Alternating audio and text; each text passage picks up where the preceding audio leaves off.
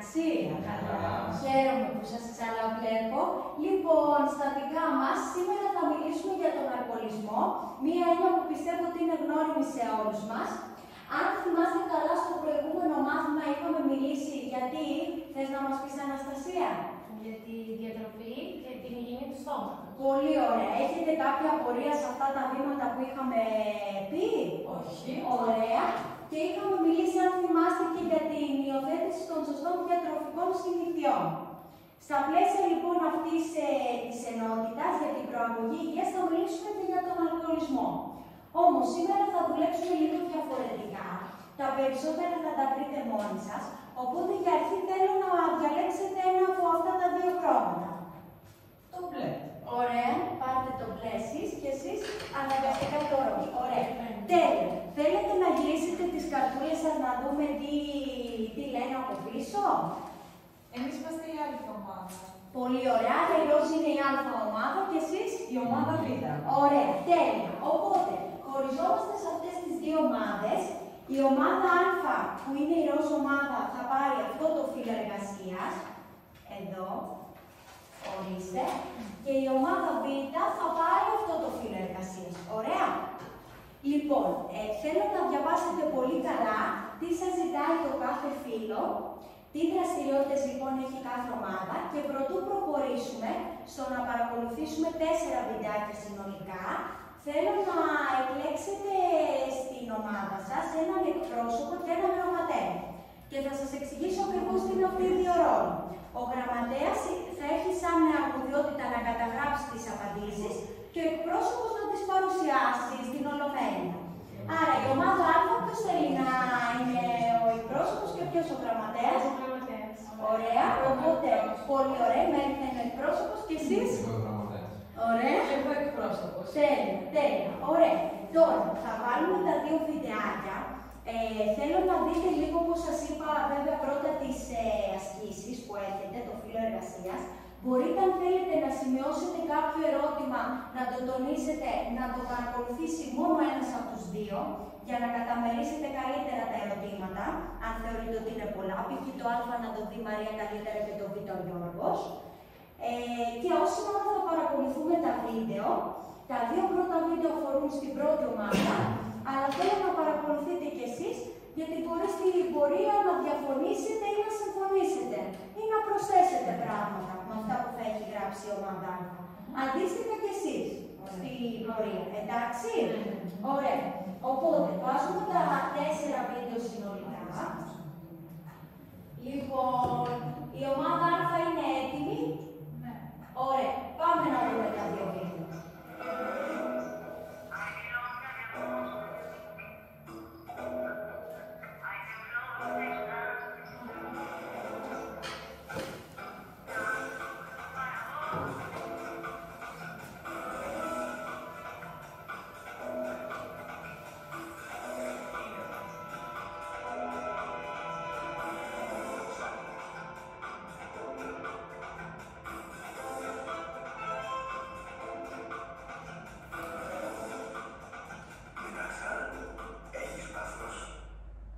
Ωραία. Λοιπόν, το πρώτο βιντεάκι ήταν αυτό για την ομάδα Α. Είμαστε εντάξει με το πρώτο βίντεο? Ναι. Ωραία. Τώρα πάμε να δούμε και το δεύτερο βίντεο προσεκτικά.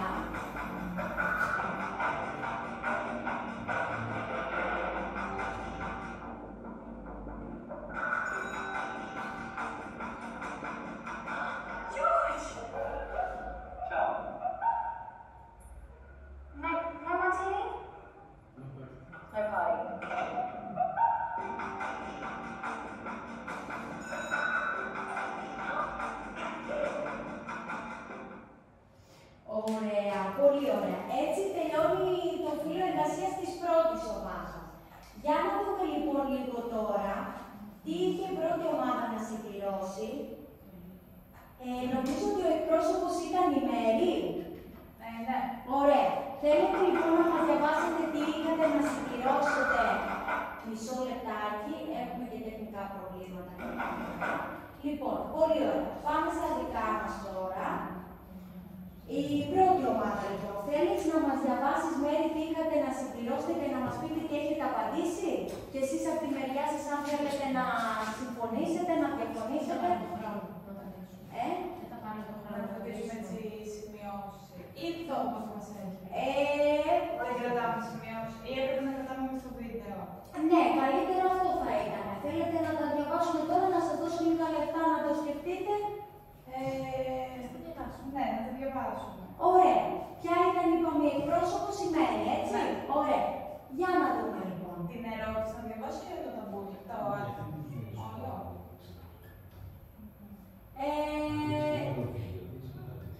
Ναι.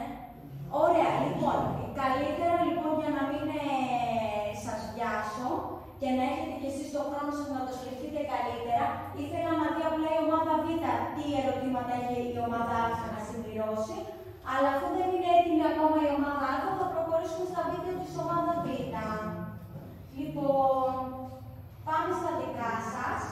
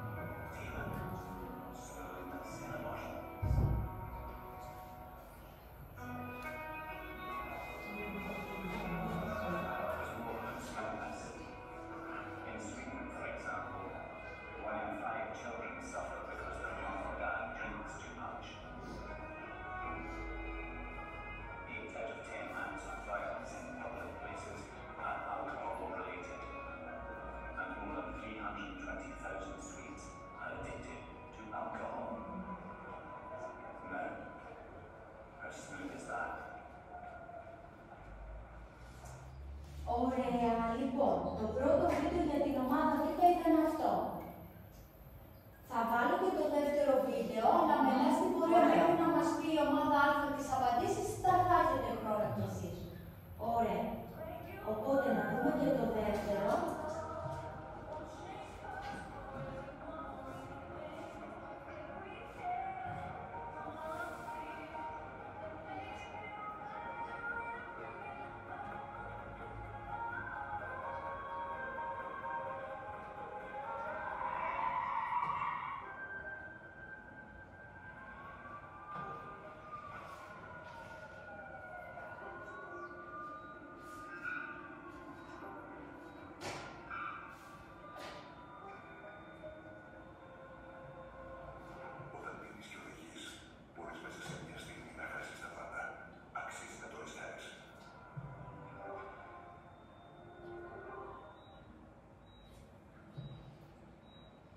Ωραία.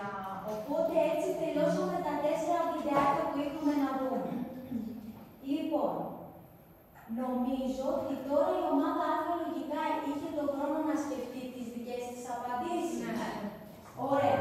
Θέλετε λοιπόν να μας πείτε εσείς τι έχετε συμπληρώσει. Να μας διαβάσετε τι είχατε πρώτα για να δει και η ομάδα Β να συμπληρώσετε και μετά να μας πείτε τις απαντήσεις. Ωραία.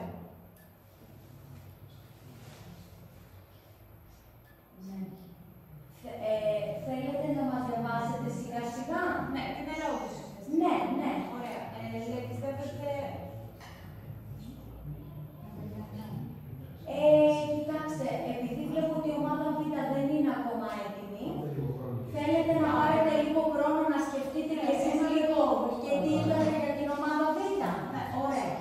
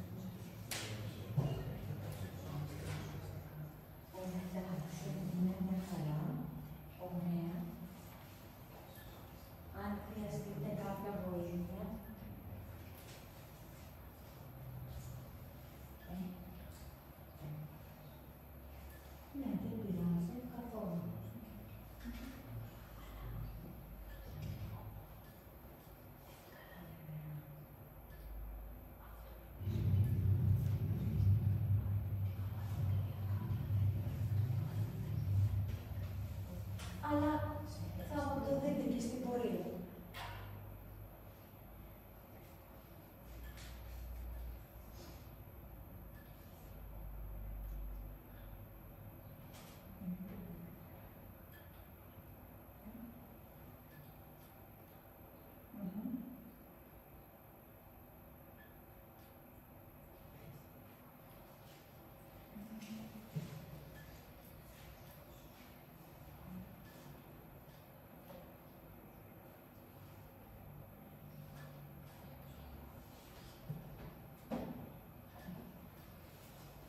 Είστε έτοιμοι? Ναι.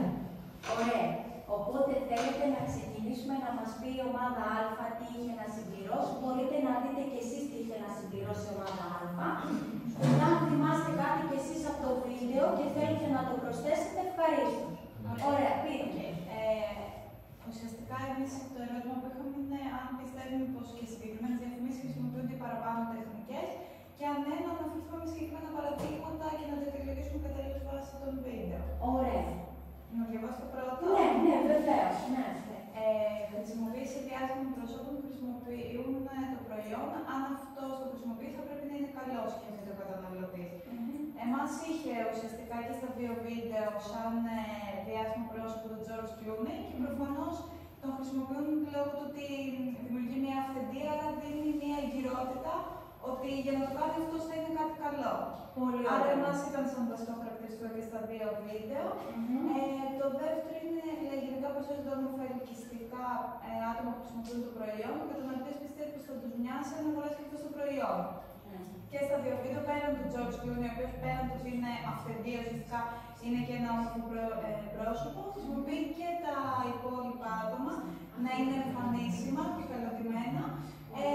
Που ουσιαστικά παραπέμπει στον καταναλωτή να φαντάζεται ότι και αυτός θα μπορούσε να είναι ένας ενδυνάμει αντίστοιχος άνθρωπος. Πολύ ωραία. Και ελκυστικά γυναίκες όμορφες, περιποιημένες και πρότυπα προς μίμηση. Εσείς συμφωνείτε με αυτά? Ναι, συμφωνούμε. Ωραία, πολύ ωραία. Ναι, συνεχίζουμε. Λέει ότι χρησιμοποιούνται λέξεις με νομοτελειακή ισχύ όπως όλοι, κανένας όχι, ναι, που περιορίζουν τη σκέψη. Στα δικά μας βίντεο είχε χρήση κυρίως του όχι, που αλήθεια είναι ο Μαρτίν είναι ο Πάρτι. Αλλά εμείς δεν παρατηρήσαμε να έχει πολύ έντονη χρήση τέτοιων λέξεων. Αυτών των λέξεων, ναι. Γενικά όμως μιλούσαν πολύ, ήταν πιο πολύ. Ήταν ακριβώς προτάσεις με ισχύ. Πολύ ωραία. Άρα δεν είχε γενικότερα πολύ περιφραστικό κείμενο. Ναι, περιφραστικό κείμενο. Ωραία. Το όχι όμως ουσιαστικά είναι σαν να ταυτοποιεί το πάρτι και τη διασκέδαση με το μαρτίνι, δηλαδή το αλκοόλ. Ναι. Ωραία. Τέλεια. Λέει ότι προβάλλεται μόνο η θετική πλευρά του προϊόντος. Κατά κύριο λόγο, μόνο η θετική πλευρά ήταν στα βίντεο. Συμφωνείτε και εσείς, δεν παρατηρήσαμε κάπου. Απλώς, ουσιαστικά, μόνο στο πρώτο βίντεο αυτό παρατηρήσαμε ότι κάποια στιγμή έδειχνε την κοπέλα να δείχνει ότι έχει μια δυσαρέσκεια, δεν είναι κάτι εκνευρισμό, αλλά σε γενικές γραμμές και τα δύο βίντεο εξέφραζαν τη θετική και διασκεδαστική πλευρά. Πολύ ωραία. Και το τελευταίο. Λέξη και εκφράσει όπως βοηθεία, μαγεία, πάθος κτλ. Είναι ταυτόχρονη μουσική νέτων προκειμένου να διαχείριζε τη φαντασία του καταναλωτή. Η μουσική ήταν σίγουρα έντονη και στα δύο βίντεο και είχε γνωστές μουσικές, σαν μουσικό χαλί ουσιαστικά, γνωστά τραγούδια για να δίνει πάλι έμφαση και αυθεντία στα βίντεο. Τώρα οι λέξεις βοηθεία, μαγεία και πάθος υπονοούνταν ουσιαστικά από όλο το κόμμα. Το κλίμα. Πολύ ωραία. Πολύ ωραία. Και νομίζω στην πρώτη διαφήμιση, νομίζω ότι το είχε και σαν κόνσεπτ, έχεις μεταξύ, έχεις πάθος. Νομίζω ότι είχε μια τέτοια ρητορική ερώτηση. Ωραία, πάρα πολύ ωραία. Η ομάδα Β θέλει να προσθέσει κάτι άλλο σε αυτά. Ναι, εγώ θα ήθελα να πω στη διαφήμιση με τον George Clooney, ο Μαρτίν είναι ο Πάρτι, να του κλείνει την πόρτα. Ίσως υποβόσκει και κάποιος κοινωνικός αποκλεισμός, ότι δηλαδή αν δεν θες να πιείς ή δεν έχεις φέρει το ποτό σου, δεν ανήκεις στη δική μας παρέα, που θα μπορούσε να είναι και μια μικρή κοινωνία έτσι όλα αυτά. Ακριβώς. Αποκλείεσαι από τη διασκέδαση. Πάρα πολύ. Θεωρώ ότι οι διαφημίσεις δεν είναι τόσο επιφανειακές όσο θα μπορούσε να φαίνεται. Πολύ σωστά, πολύ σωστά. Κατ' ουσίαν παρουσιάζουν ένα σκεύασμα, αλλά περνάνε και διάφορα άλλα μηνύματα πολύ σημαντικά. Πάρα πολύ ωραία. Ωραία. Να συνεχίσουμε τώρα στην ομάδα Β. Τα άλλα δύο βίντεο που είδαμε που ήταν τελείως διαφορετικά νομίζω. Μπορείτε και εσείς να συμμετέχετε. Εδώ ποιον είχαμε εκπρόσωπο, θυμίστε μου. Εγώ ήμουν. Ωραία, τέλεια. Για πείτε μας λοιπόν. Εμένα θα μου επιτρέψετε να ξεκινήσω με το β' ερώτημα. Ωραία. Και να πω ότι νομίζω και τα δύο διαφημιστικά σποτ προβάλλουν ξεκάθαρα την αρνητική πλευρά του αλκοόλ. Και αυτό το βλέπουμε γιατί στο πρώτο βίντεο συγχαίει το αλκοόλ με το συναίσθημα της γαλήνης και της ηρεμίας, γεγονός που οδηγεί ίσως σε κάποιο εθισμό στο αλκοόλ. Και τέλος, στο τελικό στάδιο, ενδοοικογενειακή βία, όπως βλέπουμε στο βίντεο, ή κάθε μορφή βίας, θα προσθέσω εγώ. Ακριβώς, ακριβώς, πολύ σωστά. Και σε δημόσιο χώρο και μέσα στην οικογένεια. Ναι, γιατί λειτουργεί κάπως σαν πλασίμπο, ότι περνάμε καλά, ηρεμούμε, αλλά μας φέρνει άλλα αποτελέσματα. Πολύ σωστά, πολύ σωστά. Ωραία. Συμφωνείτε κι εσείς, παρατηρήσατε κάτι θετικό στα δύο βίντεο, τα επόμενα ή μόνο το αρνητικό, την αρνητική πλευρά. Ωραία. Πολύ ωραία. Με ποιο άλλο θέλετε να συνεχίσετε? Και το δεύτερο βίντεο, για αρχή πάει να σε ξεγελάσω ότι προβάλλει μια θετική πλευρά του αλκοόλ, ότι περνάς καλά με την παρέα σου και διασκεδάζεις. Όμως ουσιαστικά νομίζω κάνει μια μικρή επίκληση στο συναίσθημα του τηλεθεατή. Γιατί επικαλείται ότι μέσα σε μια στιγμή, ένα δευτερόλεπτο αρκεί για να σου αλλάξει τη ζωή. Και ακόμα και το ένα παραπάνω ποτήρι που μπορεί να πιείς, να οδηγήσει σε τροχαίο ατύχημα ή δυστύχημα. Πολύ σωστά, πολύ σωστά. Συμφωνείτε με αυτό? Ωραία. Έχουν επιλέξεις, νομίζω ότι στο αφήνει λίγο πάνω στις επιλέξεις. Να περάσεις καλά στιγμιαία. Ωραία, πάρα πολύ σωστά, ναι. Άρα με ποιες συνέπειες συνδέεται το αλκοόλ στις δύο διαφημίσεις, τι μου είπατε να τα συνοψίσουμε? Να το συνοψίσουμε, ναι. Εθισμός στο αλκοόλ, εγώ θα έλεγα ο αλκοολισμός. Με βία, συνδέεται κάθε μορφή βίας. Πολύ ωραία. Και για το δεύτερο βίντεο, πάλι μπορεί να οδηγήσει όχι σε βία και σε βία, σε λάθος συναισθήματα, ότι νομίζω ότι περνάς καλά, αλλά μπορεί να σου αλλάξει τη ζωή. Εκφραστικά δεν ξέρω πώς. Και σίγουρα σαν συνέπεια μπορεί να έχει και την κακή οδήγηση και κατ' επέκταση και το τροφοδοτήσιμο. Ακριβώς, ακριβώς. Ποιοι φορείς πιστεύετε ότι θα μπορούσαν να κρύβονται πίσω από την προβολή αυτών των δύο διαφημίσεων? Ναι, εδώ το ερώτημα είναι συγκεκριμένα και δύο φορές, γιατί δεν είναι μόνο δύο. Ναι. Εμείς σκεφτήκαμε για το κομμάτι του αλκοολισμού ή της βίας, ίσως κάποιες ομάδες ψυχολογικής υποστήριξης. Πολύ ωραία, πολύ καλή ιδέα. Πιστεύω, ναι. Για το δεύτερο βίντεο, νομίζω δεν είναι λίγες οι φορές που η αστυνομία παίρνει πρωτοβουλία μέσα από καμπάνιες που δημιουργούν να ενημερώσουν τους πολίτες, μικρούς μεγάλους, δηλαδή σε σχολεία ή μέσω της τηλεόρασης, κάποια διαφημιστική καμπάνια. Πολύ ωραία. Κάποιο τροχέα δηλαδή θα μπορούσε να κρύβεται. Ωραία. Έχετε εσείς έτσι κάποια άλλη ιδέα για φορείς που θα μπορούσαν να κρύβονται? Συμφωνήσετε με αυτά που είπαν σε γενικές γραμμές? Θέλετε να προσθέσετε κάτι άλλο? Θα μπορούσε να είναι και από ΜΚΟ αντίστοιχα τις καμπάνιες. Πολύ ωραία. Ουσιαστικά προάγουν πάλι ένα alert ότι κοιτάξτε τι συνέπειες μπορεί να έχει ο αλκοολισμός. Πολύ σωστά, πολύ σωστά. Ωραία. Οπότε είδαμε ουσιαστικά δύο διαφορετικές όψεις του δύο νομίσματος. Τώρα λοιπόν από εκεί που ήμασταν σε ξεχωριστές ομάδες, θα ήθελα να έχετε μια κοινή δημιουργία και οι δυο σας να ενωθείτε σε μια ομαδούλα. Λοιπόν, και θα σας δώσω χρόνο να μελετήσετε αυτό το φύλλο εργασίας. Λοιπόν, συνεργάζεστε και οι δύο ομάδες σε αυτό το σημείο. Έχετε χρόνο να το μελετήσετε, να συμπληρώσετε πάνω στο φύλλο εργασίας ό,τι θέλετε και νομίζω ότι σίγουρα θα σας χρειαστούν και τελικά. Ωραία, και δίνουμε λίγο χρόνο για να τα παρουσιάσουμε.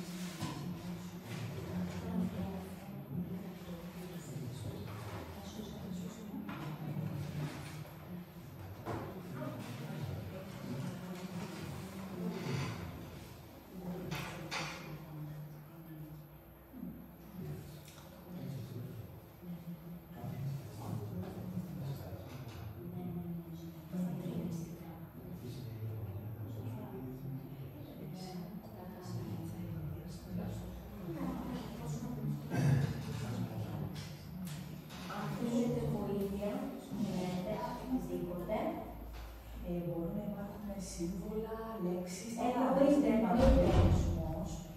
Είστε ελεύθεροι να δημιουργήσετε ό,τι εσείς θέλετε και ό,τι εσείς κρίνετε καλύτερο στο πλαίσιο αυτό που σας ζητείτε.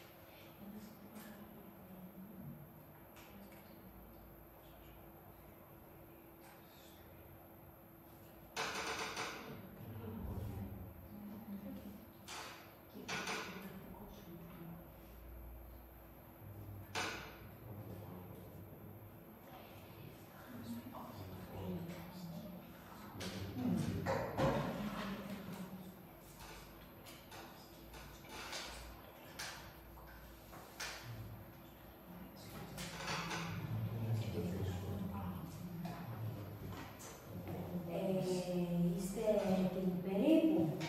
Θα θέλαμε 2-3 λεπτά. Ωραία, τέλεια. Για να συνοψίσουμε.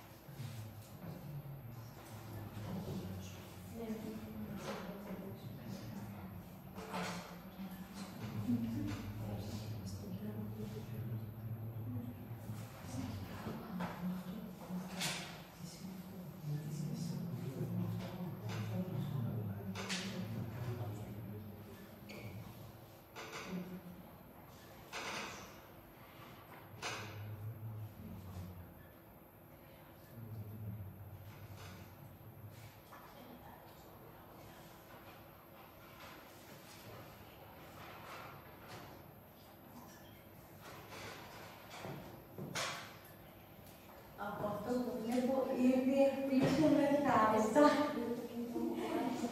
Ναι.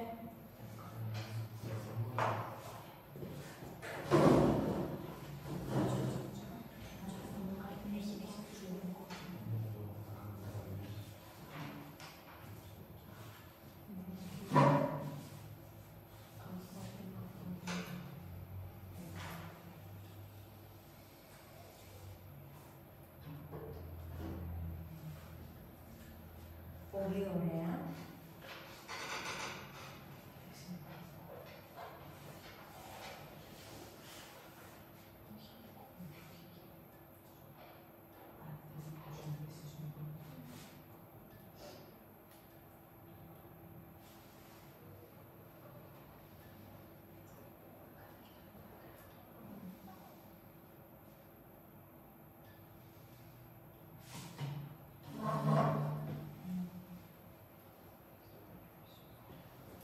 καλλιτεχνικά ταλέντα στην ομάδα. Μπράβο.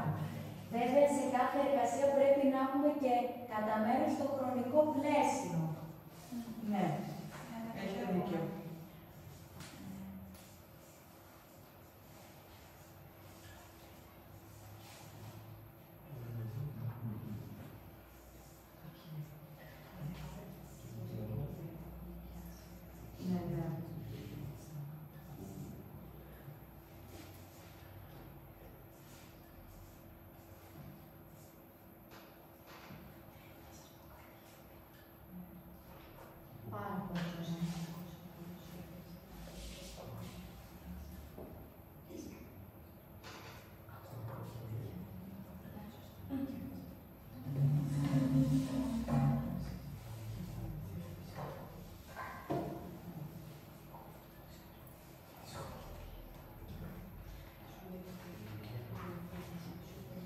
Είμαστε έτοιμοι τώρα. Ωραία, ναι.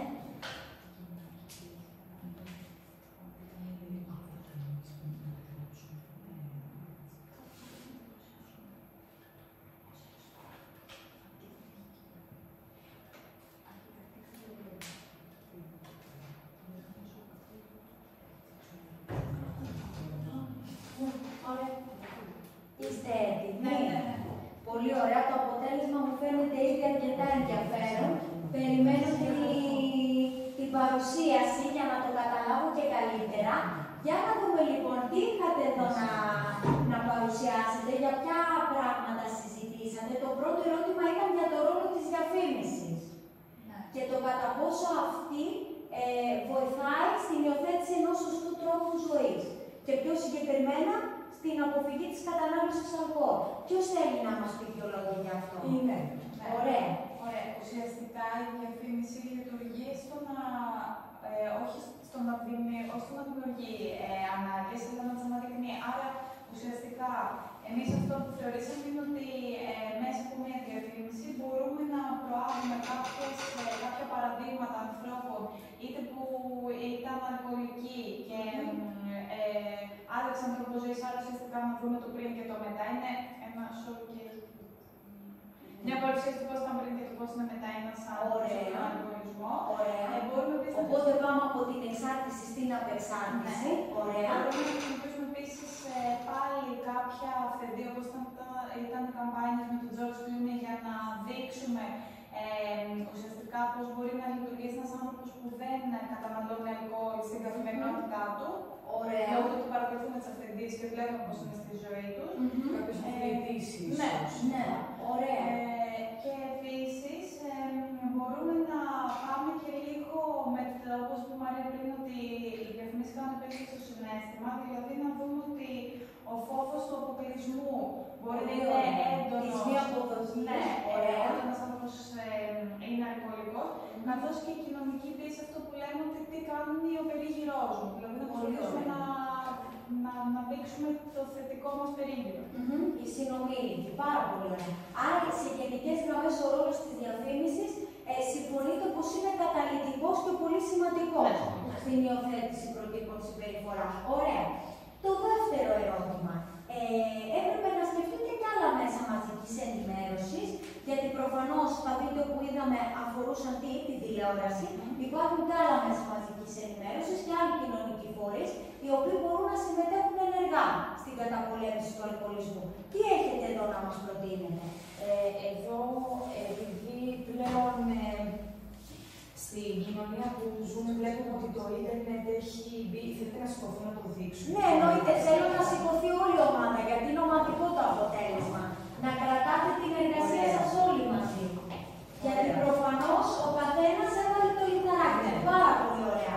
Άρα ουσιαστικά εδώ θα μου πείτε και το β' και το γ. Ερώτημα Ωραία. Συγκεκριμένα για το β', σε μια μεταβαλλόμενη κοινωνία που ζούμε τώρα και το ίντερνετ νομίζω μπαίνει κάθε μέρα όλο και περισσότερο στη ζωή μας. Ίσως θα έλεγα και οι μικρότερες ηλικίες επιδιώκουν να ενημερωθούν περισσότερο από το ίντερνετ και όχι από την τηλεόραση. Εστιάσαμε στο πολύ αυτό γνωστό λογότυπο της Google, που είναι χρόνια πηγή ενημέρωσης. πλέον πληκτρολογούμε οτιδήποτε θέλουμε. Εδώ βέβαια να τονίσουμε ότι θέλει φιλτράρισμα σε κάθε πληροφορία που δεχόμαστε. Η ενημέρωση, Η πολύ ενημέρωση. ωραία. Facebook, πάρα πολλές καμπάνιες και φωτογραφίες. Ωραία. Και ραδιόφωνο, τηλεόραση. Πολύ ωραία, πολύ ωραία. Άρα τα με παραδοσιακά μέσα, ραδιόφωνο, τηλεόραση, εξακολουθούν να παίζουν και αυτά τον σημαντικό τους ρόλο, αλλά προσθέσατε και τα μέσα τα διαδικτυακά πλέον. Ωραία. Και στο τρίτο κάναμε ένα μαρτίνι από την διαφήμιση με τον George Clooney. Ωραία, εμπνευστήκατε από αυτό. Χαίρομαι. Και δώσαμε το σύνθημα όχι αλκοόλ, όχι κίνδυνος. Δηλαδή, εδώ είναι ότι απαγορεύεται το αλκοόλ. Άρα εσείς συνδέετε το αλκοόλ με το κίνδυνο ουσιαστικά. Σε ένα συγκεκριμένο μήνυμα να δώσουμε ότι πιο πολύ για τα αυτοκινητικά ατυχήματα κτλ. Πολύ ωραία, πολύ ωραία. Μπράβο, πάρα πολύ ωραία η παρουσίασή σας. Ευχαριστούμε πάρα πολύ. Ήταν πάρα πολύ ωραία προσπάθεια. Και νομίζω ότι είναι μια παρουσίαση που θα μπορούσε άνετα να παρουσιαστεί και στο ΚΕΘΕΑ, που είναι το Κέντρο Θεραπείας Απεξάρτησης Ατόμων. Έτσι. Ωραία. Άρα, για να συνοψίσουμε τελικά αυτά που είπατε, ο αλκοολισμός είναι μια φυσιολογική κατάσταση ή όχι? Πες μου. Όχι, είναι μια εξάρτηση ο άνθρωπος. Πάρα πολύ ωραία. Είναι μια παθολογική λοιπόν κατάσταση, είναι μια ασθένεια, δεν είναι κάτι απλό. Πάρα πολύ σωστά. Η οποία τι κάνει ουσιαστικά, υποδουλώνει τον άνθρωπο και δημιουργεί μια πλήρη εξάρτηση, όπως είπατε κι εσείς, του ατόμου από το αλκοόλ. Οδηγεί δηλαδή στον εθισμό, όπως λέμε. Και τώρα για να δούμε, ο αλκοολισμός με όλες αυτές τις διαφημίσεις που προβλήθηκαν κατά τη διάρκεια και είδαμε ότι έχει διάφορες συνέπειες. Θεωρείτε ότι επηρεάζει μονοδιάστατα τον άνθρωπο ή τον επηρεάζει σε πολλούς τομείς της λειτουργικότητάς του, όπως λέμε? Σε πολλούς τομείς. Καθολικά θα έλεγα. Ακριβώς, ακριβώς. Μία λοιπόν τέτοια παθολογική σχέση που μπορεί να αναπτύξει το άτομο, τον επηρεάζει καθολικά και συγκεκριμένα σε ποια επιμέρους στοιχεία θα λέγαμε, σε ποια επιμέρους επίπεδα, στη σωματική του υγεία. Έχουμε λοιπόν και άλλα προβλήματα που συνδέονται με την κατάχρηση του αλκοόλ, όπως ασθένειες του ύπατος, προβλήματα στο στομάχι, ανεμίες, νευρολογικές διαταραχές, αλλά όχι μόνο σωματικά προβλήματα, έχουμε προβλήματα και πού αλλού, σε ψυχικό και πνευματικό επίπεδο εννοείται. Δηλαδή μεταβολές στη διάθεση και στη συμπεριφορά. Πολύ σημαντικό και το τρίτο κομμάτι που είναι οι διαπροσωπικές σχέσεις, που θεωρείται ότι ένας τέτοιος άνθρωπος μπορεί να είναι υγιής στις σχέσεις του. Όχι βέβαια. Και τέλος εννοείται και στο επίπεδο της προσωπικής ανέλυξης και της αυτοβελτίωσης. Ωραία. Ποιοι λοιπόν φορείς θα μπορούσαν να λειτουργήσουν στοχευμένα και να μας βοηθήσουν στο να καταπολεμήσουμε τον αλκοολισμό? Κάποιους από αυτούς τους αναφέρουμε. Για παράδειγμα, την αστυνομία και την τροχέα. Την είπατε και εσείς οι ίδιοι.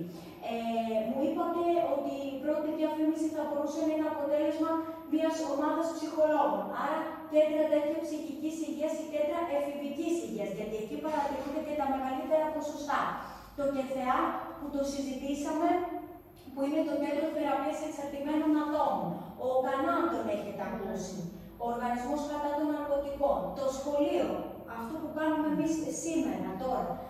Οι σύλλογοι γονιών και εκκηδεμόνων. Και φυσικά, όπως πολύ σωστά και εσείς αναφέρατε, τα μέσα μαζικής ενημέρωσης και τελευταία η Ανώνυμη Αλκοολική, που είναι μια ομάδα η οποία έχει βοηθήσει πάρα πολύ αυτά τα άτομα εδώ και χρόνια και έχει συμβάλει σε πολύ μεγάλο βαθμό στην απεξάρτηση αυτών των ατόμων. Τώρα, νομίζω ότι θα έπρεπε να αναφερθεί και η οικογένεια. Και η οικογένεια, πολύ σωστά. Γιατί και νομίζω κοινωνιολογικά είναι θεμέλιο στην διαμόρφωση της προσωπικότητας του ατόμου. Από εκεί ξεκινάμε. Πολύ σωστά. Είναι η βάση. Με το σχολείο λοιπόν θα μπορούσαμε να έχουμε αναφέρει και την οικογένεια. Πάρα πολύ σωστά, πολύ ωραία η παρατήρηση. Τώρα, σε αυτό το σημείο, επειδή φτάσαμε στο τέλος της παρουσίασης, θα σας μοιράσω το φύλλο αξιολόγησης, ένα ομαδικό φύλλο αξιολόγησης, Λοιπόν, έχετε λίγο χρόνο να το συμπληρώσετε, γιατί νομίζω ότι μετά από αυτή τη συζήτηση την μεγάλη θα είναι πολύ εύκολο για σας. Και θέλω να πάρετε και την κλίμακα αυτή, γιατί θέλω να αξιολογήσετε σε κάθε μία ομάδα ο καθένας το τέλος του. Πώς πήγε η μεταξύ σας συνεργασία. Κανένα πρόβλημα, μπορείς να αποχωρήσεις.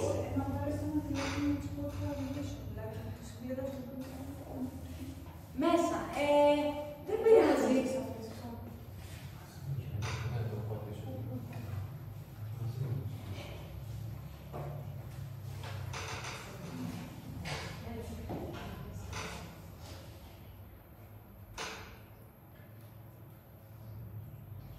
Θέλω μαζί, όχι ατομικά. Είναι ομαδικό το αποτέλεσμα. Ακριβώς. Και πάλι δεν ξεχνάμε τους ρόλους μας. Ο ένας γράφει, θέλει συγκεκριμένες αρμοδιότητες. Ο ένας βοηθάει στην καταγραφή και ο άλλος θα παρουσιάσει τα αποτελέσματα.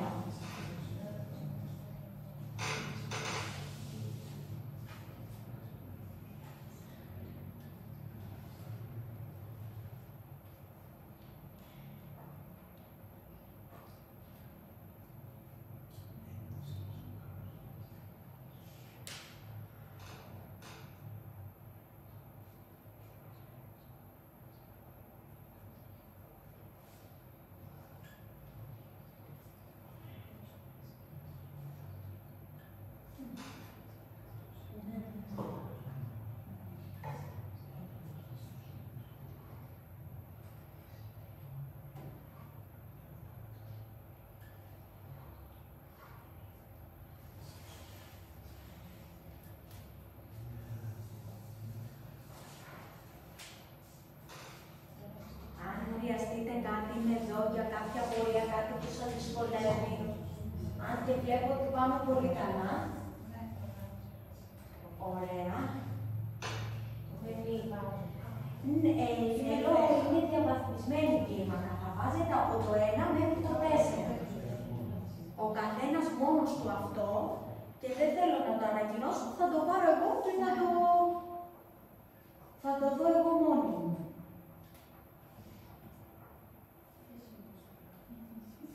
Όταν είστε έτοιμοι, μου το ανακοινώνετε για να πούμε και τις απαντήσεις στην τάξη.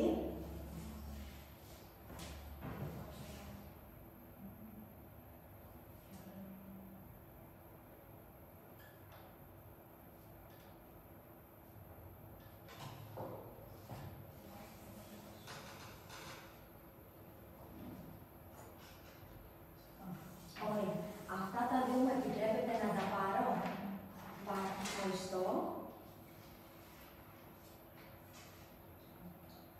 Πώς νιώθετε? Ωραία. Χαίρομαι. Λοιπόν, θέλετε να αρχίσουμε να τα λέμε? Ναι. Έχω την εντύπωση ότι η ομάδα Β είναι έτοιμη. Τέλεια. Λοιπόν, για να δούμε ποιος είχε το ρόλο του εκπροσώπου εδώ, η Μέρη, νομίζω. Ωραία. Θέλεις λοιπόν να μας πεις εσύ την πρώτη ερώτηση και να δώσουμε τη δεύτερη ερώτηση στην ομάδα Β. Να διαβαστεί την εκφώνηση. Ναι, εννοείται. Να συμπληρώσει το παρακάτω κείμενο με τις ακόλουθες λέξεις: λειτουργικότητα της μορφοφιλικής σχέσης σε όλους τους τομείς, σε ορισμένους τομείς, φυσιολογική σχέση, δύο λέξεις και δύο φράσεις περισσότερο. Ωραία. Δύο λέξεις και πάρα πολλές φράσεις. Ο αλκοολισμός ορίζεται ως η παθολογική σχέση που μπορεί να αναπτύξει το άτομο με το αλκοόλ λόγω της υπέρμετρης κατανάλωσης που οδηγεί σε εθισμό. Ο αλκοολισμός επηρεάζει τη λειτουργικότητα του ατόμου και δημιουργεί δυσμενείς επιπτώσεις σε όλους τους τομείς της ζωής του. Ουσιαστικά περίσσευε η φυσιολογική σχέση και ορισμένους τομείς. Ωραία. Αυτό υποστηρίζει η ομάδα Α. Η ομάδα Β είναι σύμφωνη με τον ορισμό. Πάρα πολύ ωραία. Και πολύ σωστά, όντως είναι έτσι ο ορισμός του αλκοολισμού. Άρα μάθαμε να ορίσουμε τον αλκοολισμό. Πάμε στη δεύτερη άσκηση, η ομάδα Β. Ποιες από τις παρακάτω συνέπειες της στήλης Α συνδέονται άμεσα με τον αλκοολισμό στήλη Β? Ωραία. Σύνδρομο στέρησης, Ωραία. κύρωση ύπαντος, Ωραία. νευρολογικές διαταραχές, Πολύ ωραία. προβλήματα στις διαπροσωπικές σχέσεις. Ωραία. Τέλειο. Η ομάδα Α συμφωνεί. Και Έχουμε και τις αϊπνίες. Μπράβο. Πολύ ωραία. Συμφωνώ και εγώ, νομίζω ότι αυτό είναι το σωστό. σωστό, και οι αϊπνίες είναι στο επίπεδο που λέγαμε προσωπικής αυτοβελτίωσης και εξέλιξης και γενικότερα στην προσωπική πορεία του ατόμου. Συνήθως εμφανίζει προβλήματα στον ύπνο. Ωραία. Οπότε, εμείς σήμερα μιλήσαμε για τον αλκοολισμό, τον ορίσαμε. Είπαμε λοιπόν ότι είναι μια ασθένεια, μια παθολογική κατάσταση, η οποία ουσιαστικά με τι συνδέεται? Με την υπέρμετρη κατανάλωση αλκοόλου. Πού οδηγεί λοιπόν αυτή η υπέρμετρη κατανάλωση εκτός ορίων? Στον εθισμό, στην εξάρτηση, στην πλήρη εξάρτηση. Και πού μας επηρεάζει αυτό? Μας επηρεάζει σε όλους τους τομείς. Επηρεάζει τη λειτουργικότητα του ατόμου σε όλους τους τομείς. Για να αντιμετωπιστεί λοιπόν αυτό, χρειάζεται να συνεργαστούν δύο άξονες. Η προσωπική προσπάθεια ουσιαστικά και αυτοέλεγχος, άρα σε προσωπικό επίπεδο να δουλέψει το ίδιο το άτομο μόνο του, και φυσικά οι κοινωνικοί φορείς που αναφέραμε για την ευαισθητοποίηση και για την ενημέρωση. Ωραία. Κλείνοντας, θα μιλήσουμε στο επόμενο μάθημα για το πώς συνδέεται το αλκοόλ με τα τροχιά ατυχήματα, που ήδη κάναμε μια αρχή σήμερα, και θα οργανώσουμε μέτρα και προγράμματα για την πρόληψη του αλκοολισμού. Να θυμόμαστε αυτό, ότι το αλκοόλ ουσιαστικά σβήνει τον άνθρωπο για να ανάψει το κτήνος από μέσα μας. Και γι' αυτό ακριβώς το λόγο εύχομαι να μην ανάψει ποτέ αυτό το κτήνος και σε εσάς.